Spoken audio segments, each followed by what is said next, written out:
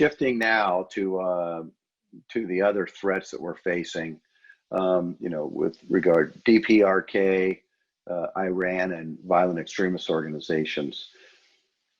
Your thoughts on North Korea?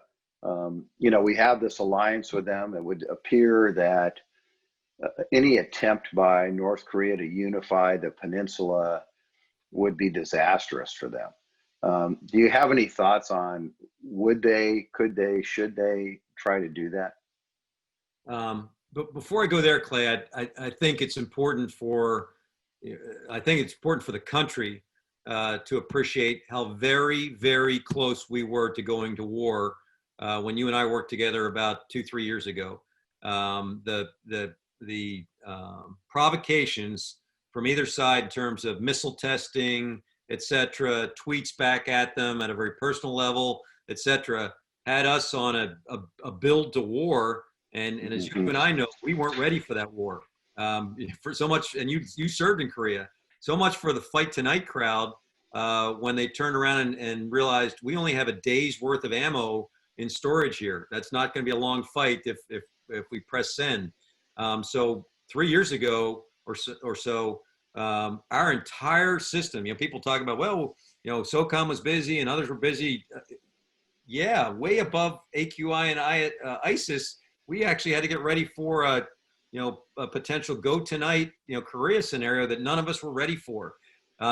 Luckily and perversely, we had a little bit of a ceasefire stand down in around the Paralympics and the Winter Olympics. And it was acknowledged, everybody's going to get along nicely because they're being hosted in Korea, and then we'll get back on to wherever we were, right on the backside. And then we had this very odd, personal outreach that seemed to thaw things down. That we're no longer talking about lobbing nukes at each other. There's some rapprochement going on. So that's the setting for where we are now. Why would North Korea invade South Korea? I think it would be a desperation heave to survive. That's the only reason I could see them doing it. And unfortunately, it would be the trigger, to your point, for a very, very bloody and violent response, from South Korea and from those of us who are aligned with them. So I don't know if that's in KJU's calculus. I don't know what's in his calculus, to be truthful, and I think that's our intelligence challenge. But I don't know if they think taking over the peninsula is in their best interest or not. Hey, sir, thank you. With regards to Korea, what's your greatest concern? And it's a two-part question. So your greatest concern about Korea, and really, what's the likely outcome for them? Is it a military coup? What do you see as the future for them? What that holds? My biggest concern, and it's kind of connected to the second question, is we have consistently, as in forever, been wrong about Korea from an intelligence standpoint. We've gotten it wrong. We've wished it away. They were never ever going to have a nuclear capability. Bada bing, by hook or crook, they developed it in-house. They're never going to have an ability to hit the United States of America. I think it was about 2 to 3 years ago. I can remember my joke at the time when I was the SOCOM commander was, hey, the good news is they can only reach Topeka, they can't reach Tampa. And then they did a high apogee test of their rocket systems where everybody had to sit back and acknowledge, holy crap, they can hit any part of the United States right now.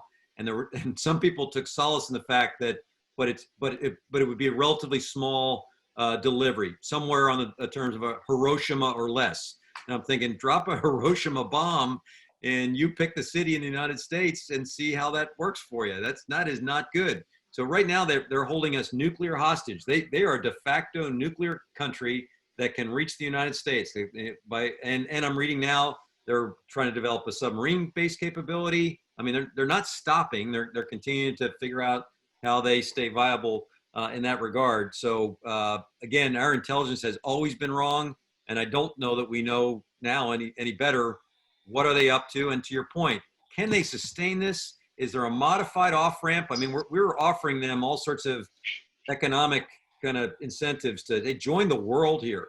One of my predecessors used to show a slide that showed the world at night, and it showed all the lights around the world, and then the black hole of North Korea. It ain't any better right now. I mean, they're one bad famine away from experiences that they've already had, where you wonder how can they keep it together other than through the power of personality, and whether it's KJU passing it on to his sister or whatever.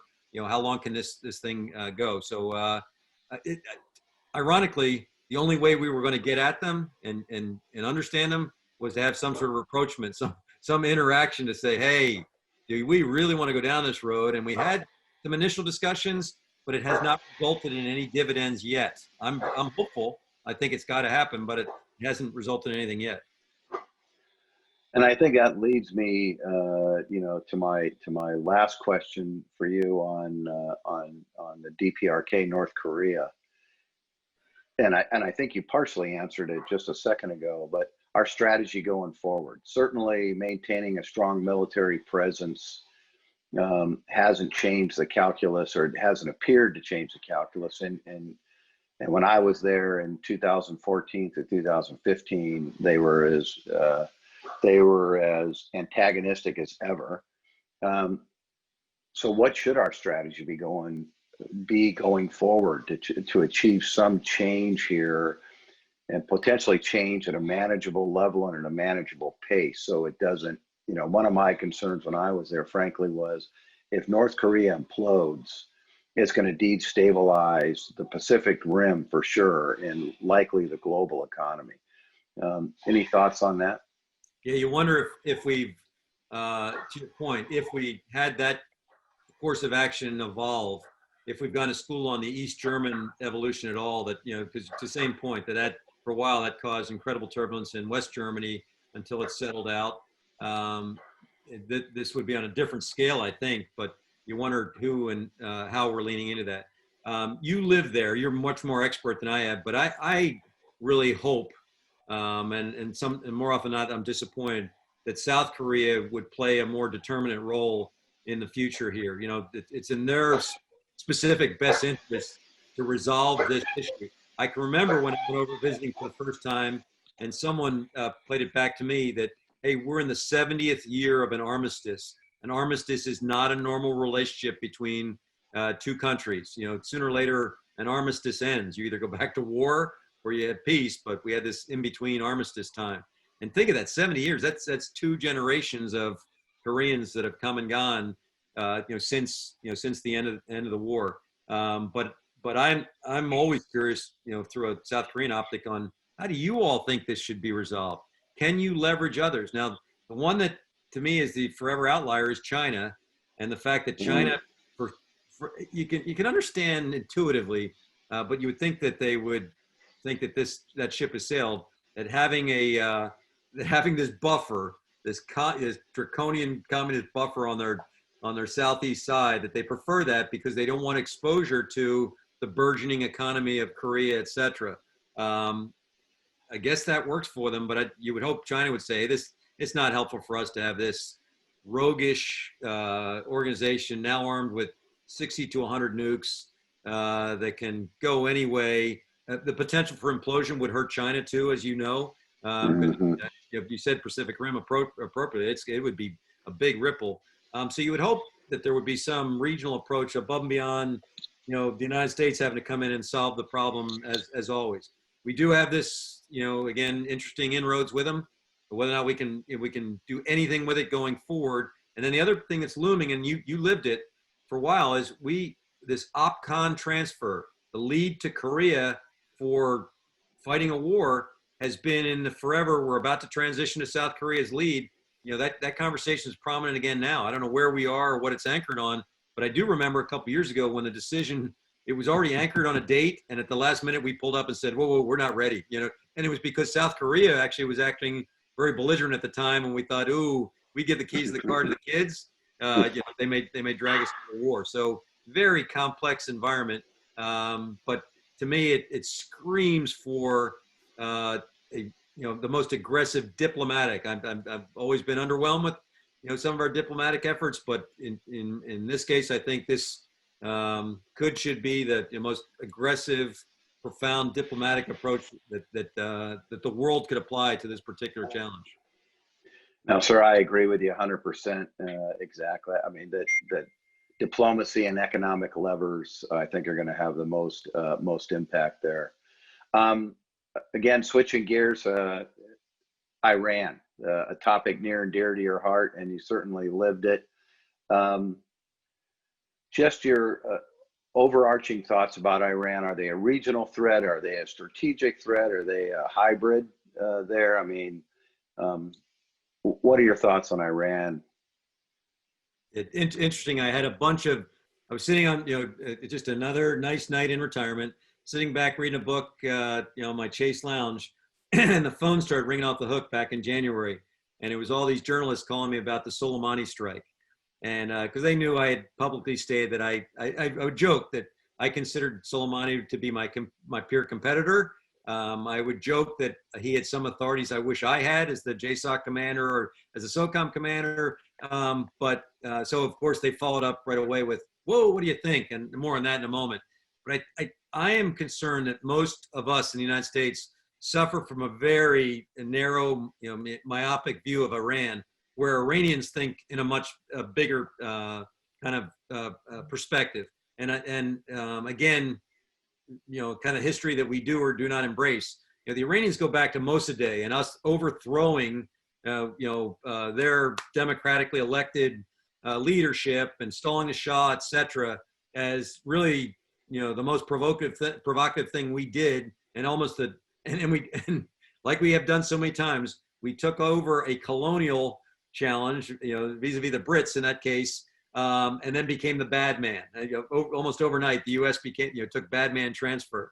We went through, from there through the hostage crisis, through the JICPOA, where you and I both lived the dream, where very frustrating that in the interest of signing, which we all wanted to do, signing a nuclear agreement, we turned a blind eye to all the other bad stuff that Iran was doing, both regionally and around the world at the time, because we were so desperate to get an agreement. So, why you couldn't do both and say, let's get a nuclear agreement. By the way, don't stop that crap you're doing in Yemen, stop the crap you're doing with Lebanese Hezbollah, stop the crap you're doing there.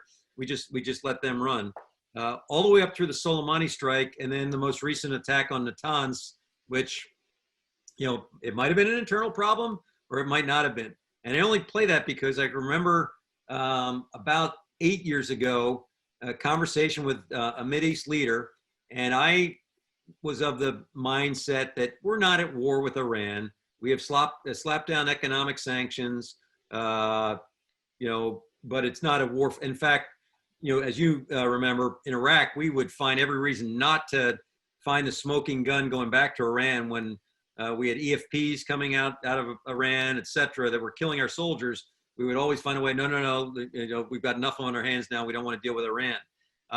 The Middle East leader at the time, though, corrected me and said, oh, typical American, you don't get it. You may not think you're at war, but the Iranians' optic on this is not only have you put economic sanctions down, which right now are crippling, you put Stuxnet or some sort of cyber attack onto what you thought were specifically military targets, but it ran over into other collateral areas, which again, I don't know the extent. I don't know anything about Stuxnet other than they claim, we did it. I wasn't old enough to be part of any of that. And then at the time they said, whether it's you or somebody like you, someone is assassinating Iranian scientists on the streets of Tehran. And there was a spate of about 3 to 4 Iranian nuclear scientists who were killed in Tehran back in that time frame. It wasn't us. I know for a fact it wasn't us. And I admire the technique that was being applied at the time. But from an Iranian optic, it was, you're killing our scientists, you're doing cyber attacks, you're doing economic sanctions. That's pretty warlike to me. You don't think we're at war, we're not in a shooting war, but we're in the next best thing. So again, how we appreciate how the Iranians see this, especially through the clerics, through the hardliners, and the IRGC leadership, et cetera, much less the people. They are at war and believe they still are at war with us. I see them as more a regional threat. I can remember over the last couple of years at SOCOM when Iran would bow up and we would push that, hey, maybe we should be doing something about it. It would piss Mattis off because, Iran used to be his top 3 priorities when he was at CENTCOM, but now as the SecDef, he desperately wanted to get onto China and Russia. And at one point he got very annoyed. He said, they are nothing more than a pissant country. And they might, in fact, just be a pissant country, but they are awfully antagonistic in terms of, the Middle East situation and certainly from our bilateral relations or lack thereof with them. I mean, that's the other good point I think we need to acknowledge, Clay. We have not had a diplomatic relationship with Iran since the hostage crisis. We've done it through others who've maintained theirs. But how do you ever have rapprochement with people that you don't want to talk to, that you don't talk to, other than in the JICPOA context? No, that's a very good point. I know we've got about 10, 15 minutes left, but we can't leave Iran without talking about Soleimani. So the strike on Soleimani, good thing, bad thing? I mean, you're now without a peer competitor. So, what are your thoughts on that? Yeah, my answer that night, because same sort of question was posed to me. I said, hey, look, I'm not going on the record for anything. I don't want to restrict the maneuver space for current practitioners. I wouldn't appreciate that. I don't think they'd appreciate that. But I said, but on background, why now? Why not for like the last decade or more, as he's done incredibly bad things, directly resulting in the death of U.S. service members. I mean, the guy's was a bad actor forever, but we wouldn't pull the trigger for the longest time for a variety of reasons, mostly because we thought, ironically, it would trigger a bigger event. The other question I was asked was this special intelligence? And I said, oh no, I parked my plane next to Soleimani on 2 occasions when we were fighting ISIS. He was in Erbil when I was in Erbil. He was going to go talk to the Kurds. He wasn't supposed to be. He wasn't supposed to have, he was travel restricted by the UN, supposedly. It never stopped them from traveling all around. But my guys were agitated that, sir, shouldn't we be doing something? That's Soleimani's plane. Couldn't we do something about it? And when I called back to the NSA director at the time, Mike Rogers, he said, Tony, that's interesting, but we know where Soleimani is every day, almost every minute of every day, because he's very indisciplined in terms of his communications, and he doesn't care. He's, but we don't have we don't have a national mission to do anything about him. So that was then up until January, and we finally got to the spillover point of taking the shot. As you remember, pretty tense right after that. You had a bunch of pundits saying, this is it. They're going to activate their worldwide IRGC, sleeper forces, etc.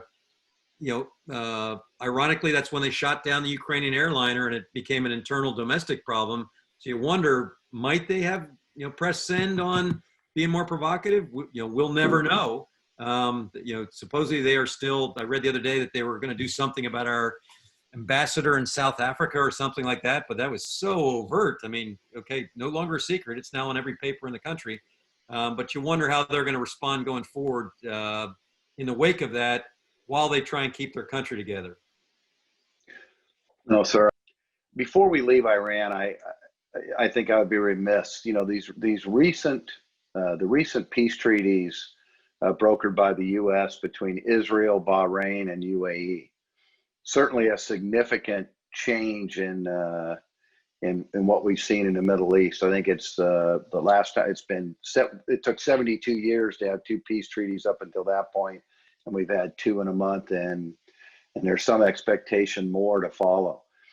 How does that change the calculus for Iran? I think it's an enemy of my enemy kind of thing, but I'd be curious in your thoughts on that.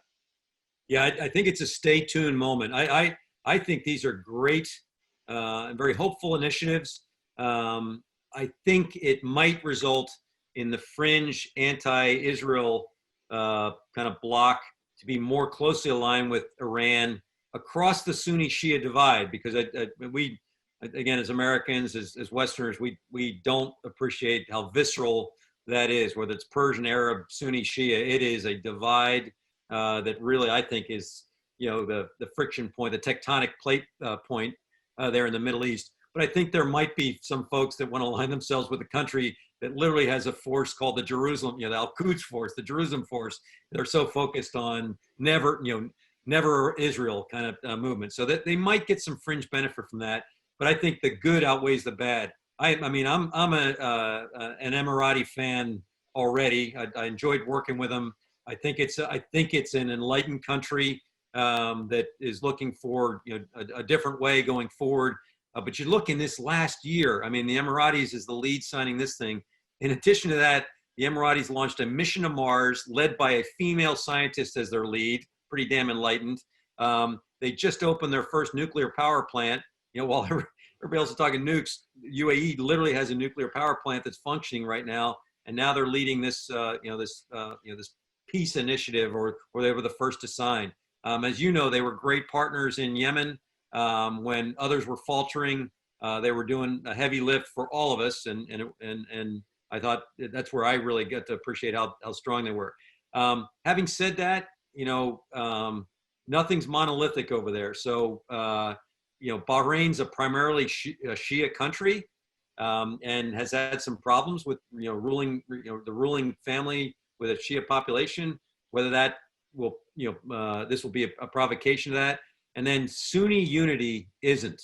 I mean, you've got Egypt, Saudi Arabia, Turkey, Pakistan, all vying to be the lead dog for, kind of the Sunni world. They just don't have their collective stuff together. So to see how this might burgeon into something bigger, better, I think we're in that stay tuned moment. But it is, in my mind, an important, it's an important step. And I give props to these little countries that had the guts to actually toe the line. Well, sir, I agree with you.